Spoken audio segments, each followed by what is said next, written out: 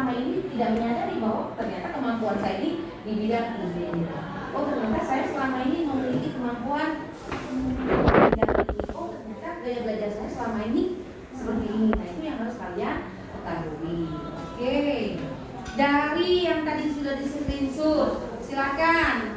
Yang sudah selesai gaya belajar siapa? Kan ada gaya belajar dengan tes kemampuan tadi. Yang gaya belajar, oke. Gaya belajarnya ada berapa? Berapa persen? Berapa persen di audio, berapa persen di visual, dan berapa persen di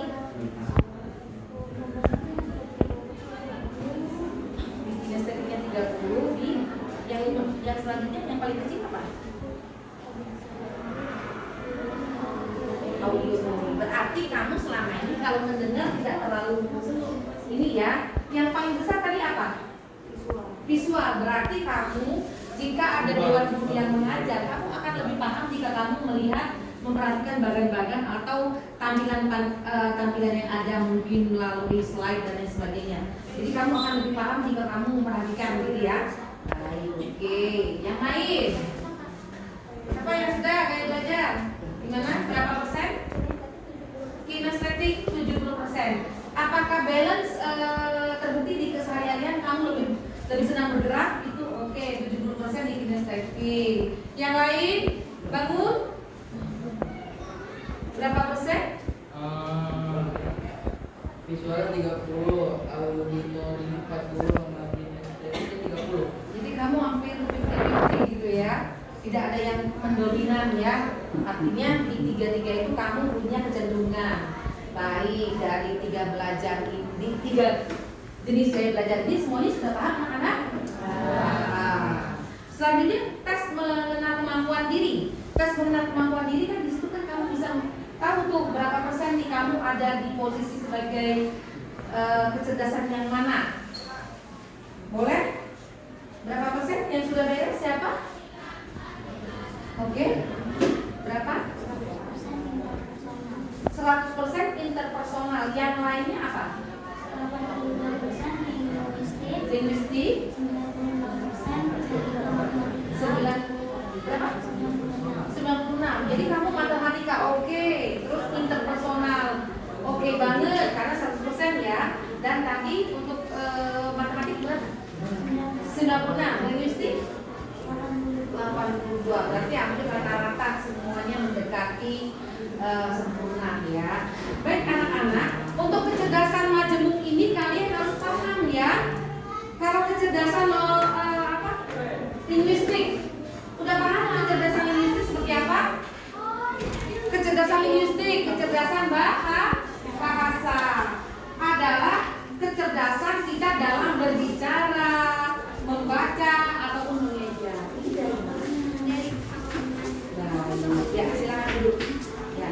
Kita lanjutkan anak-anak. Tadi kecerdasan majemuk itu kan ada 8 ya. Itulah yang disebut dengan multiple intelligence.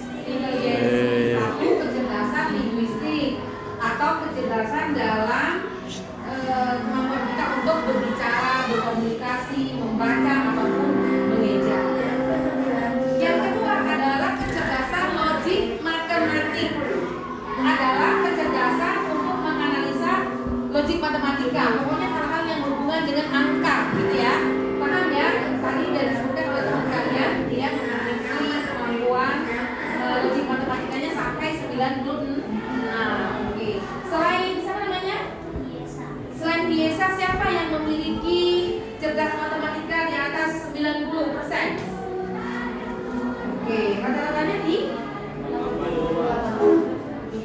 artinya dengan kita melakukan tes kemampuan pada siang hari ini, kalian semakin mengenal seperti apa kemampuan kamu itu.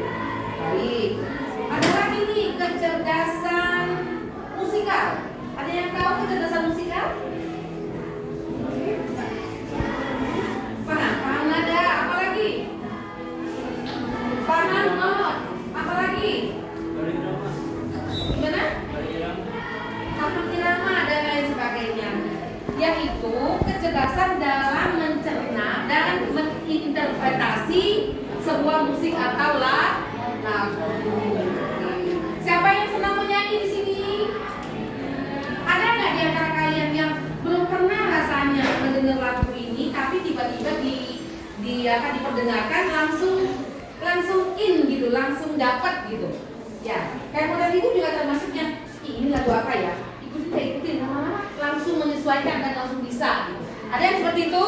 Berarti kalian memiliki kecerdasan musikal. Oke.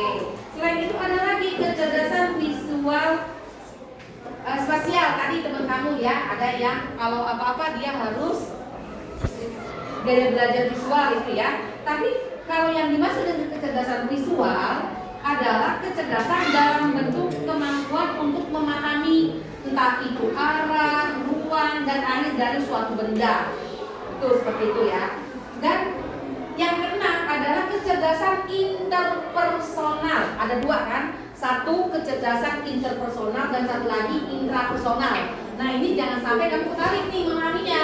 Interpersonal, intrapersonal.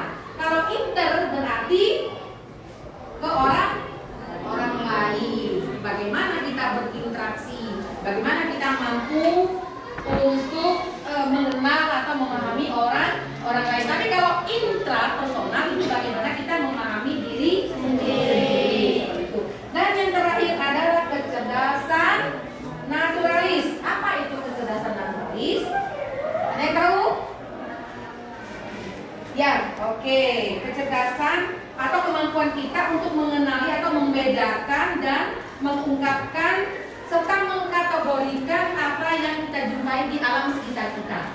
Nah, contohnya kalau kamu pas kita lagi studi tour ya ke Gunung Bromo gitu kan, dari situ kan kamu bisa menganalisa, bisa menggambarkan tuh bahwa Gunung Bromo ini adalah tempat yang indah, sejuk, apalagi dingin, apalagi bagus dan lain sebagainya. Oke. Baik anak-anakku, kita sudah selesai nih mengenal potensi diri dan mengenal gaya belajar serta kemampuan diri masing-masing. Dari hal-hal yang ini, berarti hari ini apakah kalian bertambah wawasan? Bagaimana dengan pembelajaran kita di siang hari ini? Seru? Ya. Nanti dipelajari lebih dalam lagi ya, seperti apa gaya belajar kamu. Kalau memang nanti hasilnya kamu ulangi lagi di rumah dan hasilnya tetap sama, berarti memang itu sudah fix gaya belajar ataupun kemampuan kamu itu memang sudah sesuai dengan yang sudah di screenshot tadi itu. Ada yang ingin bertanya? Ya, sudah selesai semuanya ya. Baik.